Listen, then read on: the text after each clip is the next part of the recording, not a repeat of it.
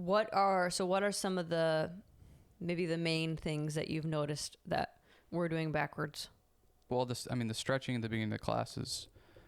And explain why that's crazy.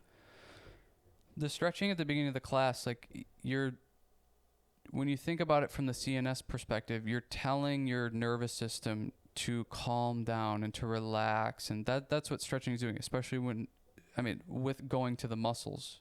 We're stretching everything out. We're getting everything super pliable and just like elongated. And the way that I'm talking about it should give the cue of like what I'm trying to get across. It's like, oh, let's just go to sleep and do this type of thing. And then we're going into class and trying to be explosive.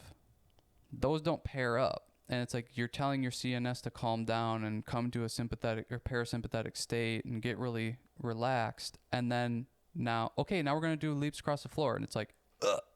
Mm-hmm. Now you're jolting your body awake. You just told your muscles to relax, and now you're telling them to contract as hard as they possibly can.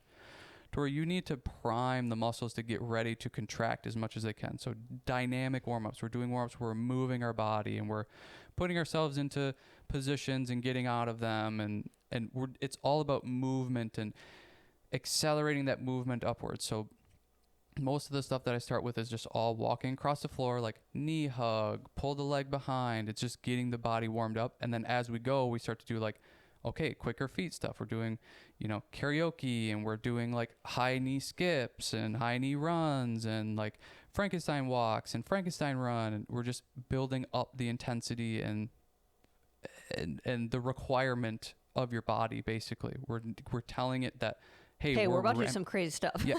And it's really, you're warming up the muscles and the joints and ligaments and all that stuff. That's going to happen.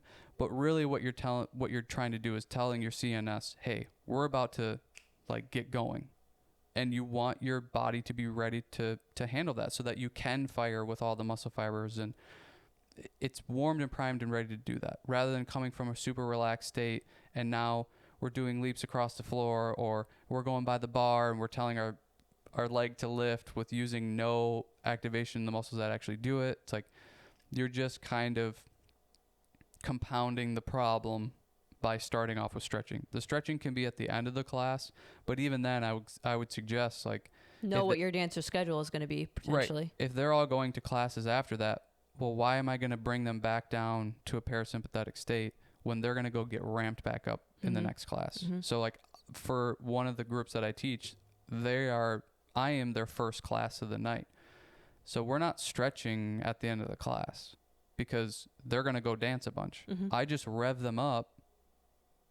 And send them on their way. Send them on their way. Go to the next class where their bodies are really ready to go do the next thing. Mm-hmm. It's the same like warming up for anything that you do. You should be warming up getting ready to do the thing that you're about to do. And I think that's maybe where there's a disconnect of maybe what dancers think they're doing in class, of like, well, we're stretching out because that's what we're going to be. We're going to be elongating a lot during the class. Exactly, that's what it is. Yep. And it's just, no, like they're going to get stretched out or warmed up and whatever by doing the dynamic movements. But then they're going to be ready. We're going to go across the floor and we're going to do leaps, and our leg is going to be in a full split. So we got to do splits. Yeah, no, you don't.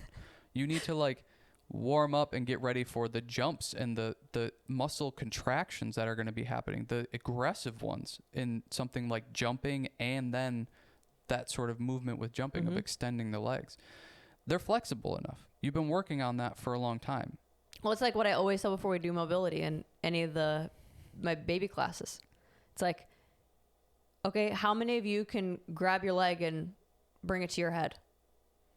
Okay, now how many of you can do that with no hands? That should be the same number. How many of you can go into the splits? Now, how many of you can go across the floor and hit that split every single time?